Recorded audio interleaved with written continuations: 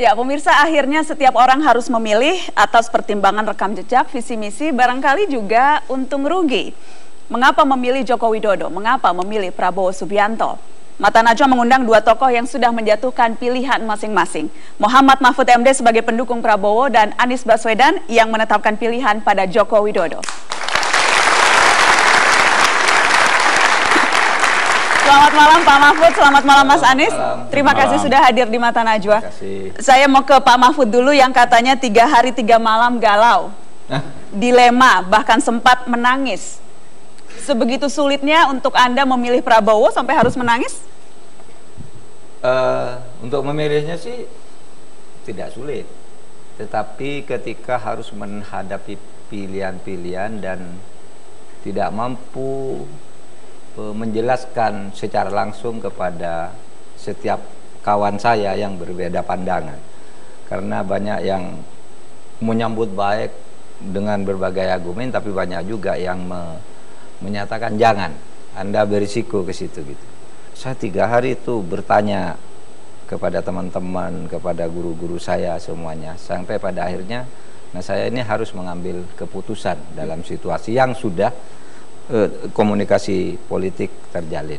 Ketika Anda katakan resiko, apa resiko yang dimaksud? Resiko banyak, kalau pujian itu juga sangat banyak, tapi ejekan-ejekan yang kadang-kala menyentuh martabat itu kan muncul juga.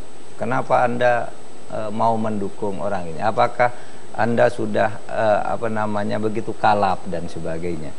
Jadi memang prosesnya Anda akui sulit untuk menjatuhkan pilihan? Iya, sulit secara psikologis, bukan secara rasional. Gitu. Saya ingin ke Mas Anies. 3 hari 3 malam galau, meneteskan air mata. Bagi Anda seberapa sulit menjatuhkan pilihan pada Joko Widodo? Simple. Saya melihat masa yang dihadapi Indonesia, kemudian kira-kira pendekatan apa yang diperlukan, lalu tipe pemimpin seperti apa yang diperlukan.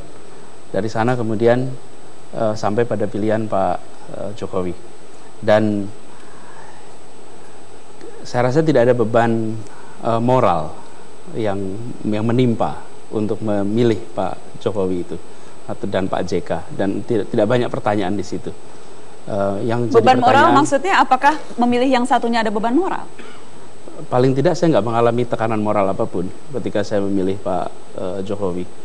Saya melihat memang Indonesia hari ini sesudah 15 tahun reformasi membutuhkan kebaruan. Karena sudah begitu banyak orang yang selama 15 tahun itu berada di dalam pemerintahan, dalam pimpinan partai politik, dalam suasana di mana rakyat membutuhkan perubahan, tetapi yang muncul justru orang-orang lama atau mereka yang sudah di dalam kuasa 15 tahun. Tapi kan Yusuf Kala juga tadi, kalau Anda katakan kebaruan, apa yang baru dari Yusuf Kala? Ya, jadi disinilah yang menarik. Pak Yusuf Kala adalah orang yang pernah menjadi wakil presiden. Secara usia juga relatif tua. Tetapi Pak Yusuf Kala selalu diasosiasikan dengan terobosan, pendekatan baru, pendekatan berbeda. Meskipun kalau hitungan usia, beliau tua. Dan di situ saya melihat pasangan ini lebih tepat untuk memimpin Indonesia ke depan. Oke, saya mau ke Pak Mahfud. Sulit untuk menepis anggapan bahwa Anda kecewa karena akhirnya tidak bisa menjadi pemain dalam pertarungan ini. Karenanya daripada tidak jadi apa-apa, lumayanlah jadi ketua tim sukses. Bagaimana Anda bisa menjelaskan pandangan-pandangan itu? Nah, itu salah satu yang menyebabkan saya agak lama memutuskan. Orang pasti akan mengatakan itu gitu. Saya memang kecewa kepada PKB, tetapi bukan itu alasannya saya pindah ke situ. Kecewanya kenapa? Begini, orang mengatakan saya ini menjadi calon PKB untuk calon wakil presiden. Tetapi sebenarnya tidak pernah itu sebenarnya.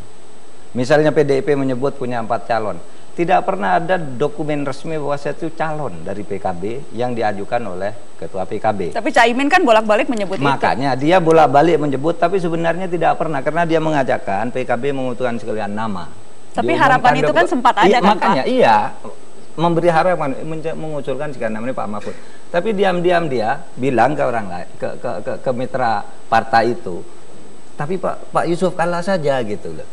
Sehingga meskipun saya resmi selalu disebut oleh orang PDIP ini calon-calonnya, PDIP pun tidak pernah menghubungi saya, Jokowi pun tidak. Jadi ini Anda gitu. kecewa pada Caimin sesungguhnya. Ini suara protes Mahfud MD? Sebentar dulu. Oh iya, oke lah, sudah selesai nih. Saya sebenarnya Mohaimin tidak sungguh-sungguh. Sesudah itu saya ketemu dengan Mas Fadlison dan kawan-kawan. Disitulah saya mendengar kemudian bahwa, loh, Mohaimin itu juga menawarkan dirinya ke Prabowo.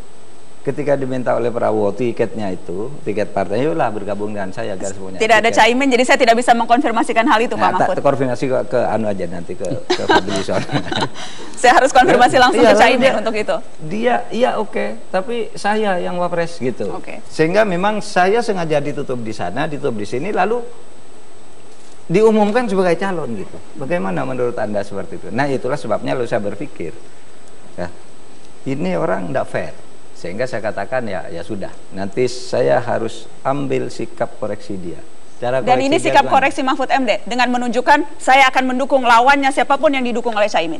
Iya, tetapi dengan melihat visi misinya dulu, karena visi misi karakter dan apa yang dijanjikan oleh Prabowo dan Jokowi itu tidak lebih jelek. Karena saya ingat Pak Mahfud, Anda pernah menyebut ada dua pendekatan, saya mengutip kata-kata Anda, ada dua pendekatan yang bisa dijadikan parameter untuk menilai seseorang layak atau tidak. Visi misi itu bisa saja dibuatkan orang lain, jadi jangan lihat visi misinya. Itulah sebabnya saya lebih percaya kepada Prabowo membuat visi misinya itu sendiri, karena dia menguasai. Ketika saya tanya visinya, diskusi tentang apa ke depan, hukum, saya berdiskusi tentang hukum dengan dia. Dia mengerti teori dan mengerti arahnya kemana. Oke. Tapi misalnya kalau ke Pak Jokowi, apa pernah ada yang berdiskusi tentang visinya? Oke, saya akan tanya, kalau gitu ukuran parameter apa? Kalau tadi misalnya kata Pak Prabowo, kata Pak Mahfud, saya sudah mengasosiasikan Anda dengan jagoan Anda, Pak Mahfud. Kata Pak Mahfud, visi misi itu bisa dibuatkan, tetapi dia percaya visi misi Prabowo dibuat sendiri. Mas Anies, kriteria apa yang Anda gunakan untuk menentukan Jokowi pilihan Anda? Tantangan yang dihadapi Indonesia hari ini itu tantangan yang masih terlalu banyak sifatnya elementer. Partai apapun, pemimpin apapun yang dia harus selesaikan, pangan, kesehatan, pendidikan, infrastruktur, partai apapun. Jadi di sini agak berbeda dengan misalnya sebuah negara yang basicnya sudah beres. Lalu kemudian ada ekspresi ideologis itu di dalam visi, di dalam misi. Jadi tentu itu menjadi faktor yang perlu diperhatikan. Tapi saya melihat tidak semata-mata visi misi, tetapi saya melihat justru dengan tantangan yang ada sekarang, apakah kita mau menggunakan pendekatan yang itu terus. Menurut saya di situ faktor yang saya lihat penting. Tapi bagaimana Anda bisa yakin bahwa Jokowi juga tidak akan menggunakan pendekatan yang itu juga? Apa yang Anda telisik sehingga Anda percaya? Lihat dari apa yang dikerjakan selama ini, cara mengerjakannya selama ini. Dan kalau kita lihat Pak Prabowo dengan Pak Hatta misalnya, mereka kalau bicara teksnya saya rasa cukup bagus itu. Tetapi kalau lihat perjalanan selama ini, Pak JK dan Pak Jokowi di dalam posisi apapun selalu menggunakan pendekatan yang berbeda. Orang mungkin ada yang mengkritik pendekatan-pendekatannya, tapi faktanya tidak berubah bahwa itu pendekatan yang berbeda. Nah, saya melihat itu justru penting. Jadi saya merasa jadi visi misi boleh saja sama, kurang lebih sama, dibuatkan orang atau buat sendiri, tetapi bagaimana menjalankan pendekatannya yang Anda percaya itu berbeda. Ya, saya rasa begini, visi dan misi itu tentu akan menjadi faktor penting. Dan seorang pemimpin bisa memiliki visi misi, tapi belum tentu penulisannya, penggarapannya itu selalu sendiri, belum tentu. Karena itu memang sebuah kerja kolektif. Saya melihat tidak menjadi masalah besar semata-mata soal statement misinya, tetapi justru lihat track recordnya, bagaimana pendekatannya selama ini, dan dari situ kemudian kita pilih. Oke, boleh dikasih tepuk tangan untuk dua tokoh ini. Nah, itu kan bergurau saja. Wah, Pak Mahfud tuh dapat lebih dari menteri, kan gitu. Dapat menteri apa? Wah, lebih dari sekedar tapi menteri. Tapi dengan kan Pak Ical juga lebih dari sekedar menteri. Kayaknya kalau bercanda nggak dua kali deh, Pak. Kalau dengan